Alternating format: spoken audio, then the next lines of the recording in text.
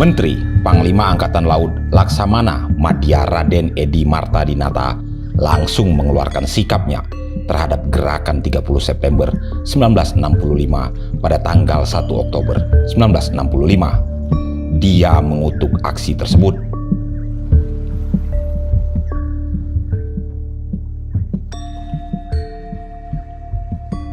Berikut Testifals bacakan sikap dari Martadinata. Pernyataan resmi Menteri Panglima Angkatan Laut. 1. Karena ternyata bahwa kejadian tanggal 1 Oktober 1965 di ibu kota yang dilakukan oleh apa yang menamakan dirinya Gerakan 30 September tidak saja merupakan persoalan intern Angkatan Darat Republik Indonesia, tetapi telah merupakan persoalan nasional yang membahayakan revolusi, maka dengan ini kami, Menteri Panglima Angkatan Laut Republik Indonesia, menyatakan: A. Tidak menyetujui dan tidak membenarkan apa yang menamakan diri Gerakan 30 September. B. Tidak tahu menahu susunan maupun personalia dari apa yang dinamakan Dewan Revolusi Indonesia yang dibentuk oleh gerakan tersebut. 2. Demi keamanan revolusi serta langsungnya pimpinan revolusi oleh pimpinan besar revolusi Bung Karno, maka Angkatan Laut Republik Indonesia bekerja sama dengan Angkatan Darat Republik Indonesia untuk membasmi apa yang menamakan Gerakan 30 September. Jakarta, 1 Oktober 1965, Menteri Panglima Angkatan Laut Republik Indonesia, tertanda E. Martadinata, Laksamana Madya Laut. Pernyataan ini dikeluarkan Martadinata pada pukul 09.30. Pada 1 Oktober itu pula Martadinata menemui panggilan Presiden Soekarno ke Halim Perdana Kusuma.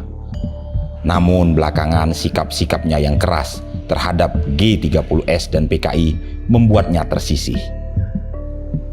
Karir Martadinata.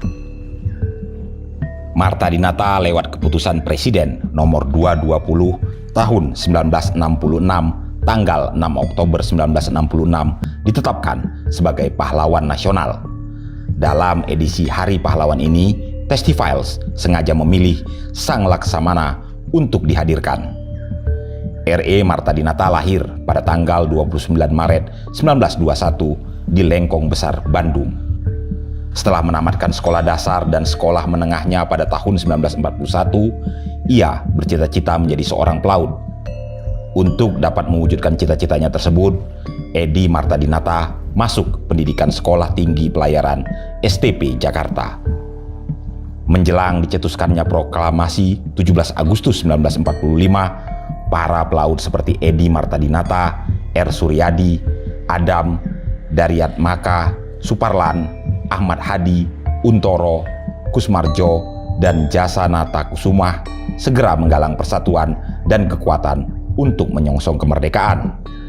Pada tanggal 10 September 1945, Badan Keamanan Rakyat Laut Pusat terbentuk di Jakarta. Atas keputusan musyawarah, M. Pardi dipilih sebagai pimpinan BKR Laut Pusat dan R.E. Martadinata sendiri ditunjuk sebagai pimpinan BKR Laut Banten. Tugasnya ialah membendung merembesnya tentara Serikat ke Jawa Barat lewat laut. Sewaktu tentara Serikat mendarat di Jakarta, R.E. Martadinata memerintahkan agar kapal-kapal yang berada di pelabuhan Pasar Ikan dipindahkan ke Cirebon dan Lampung. Pada tanggal 5 Oktober 1945, saat lahirnya Tentara Keamanan Rakyat, maka secara otomatis organisasi BKR Laut menjadi TKR Laut. Pada tahun 1959 di lingkungan Tentara Nasional Indonesia Angkatan Laut terjadi pergolakan yang melibatkan beberapa orang perwira muda yang menuntut kepada pimpinan nasional supaya pimpinan TNI Angkatan Laut diganti. R.E. Martadinata diangkat sebagai Kasal dalam usia 38 tahun dan mungkin ia adalah satu-satunya pimpinan Angkatan Laut di seluruh dunia yang paling muda. Pada tanggal 22 Agustus 1962, Kasal yang kemudian berubah menjadi Panglima Angkatan Laut. Namun pada bulan Februari 1966, saat reshuffle kabinet, Bung Karno menggantinya. Saat itu padahal usia Marta Dinata baru 45 tahun, jauh dari usia pensiun. Para sejarawan mengaitkan hal ini dengan kerasnya sikap Marta Dinata pada G30S dan PKI. Dicuplik dari situs Tirto, hari-hari awal Oktober 1965 begitu mencekam. Ibu kota bergolak, hawa panas menjalar kemana-mana. Ratusan massa dan mahasiswa yang kalap mulai bergerak. Pada 8 Oktober 1965, markas Partai Komunis Indonesia di Jakarta dibakar. Beberapa hari sebelumnya, R.E. Marta Dinata yang kala itu menjabat Menteri Panglima Angkatan Laut mempersilahkan massa mahasiswa dan kaum santri untuk menyapu bersih orang-orang yang terlibat organisasi PKI. Ia sempat berucap saat menghadiri pemakaman Ade Irma Suryani, putri Jenderal Nasution yang menjadi korban gerakan 30 September 1965. Mereka bisa pergi keluar dan membersihkan komunis tanpa halangan dari militer, ujar Marta Dinata seperti dilaporkan John Hughes dari Christian Science Monitor.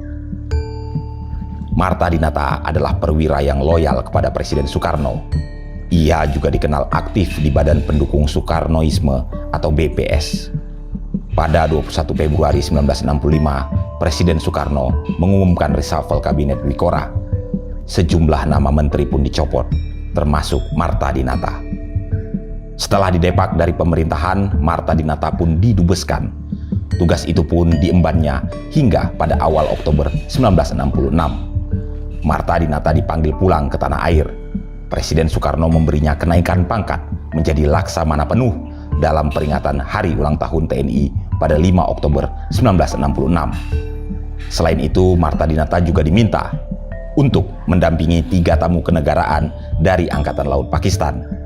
Sehari kemudian, 6 Oktober 1966, Marta Dinata mengajak 3 tamunya tadi berkunjung ke puncak Bogor dengan menumpang helikopter. Malang bagi Marta Dinata dan tamunya. Dalam perjalanan pulang, cuaca tiba-tiba memburuk. Helikopter itu hilang kendali dan menabrak tebing di riung gunung. Seluruh penumpang tewas, termasuk sang Laksamana Penuh.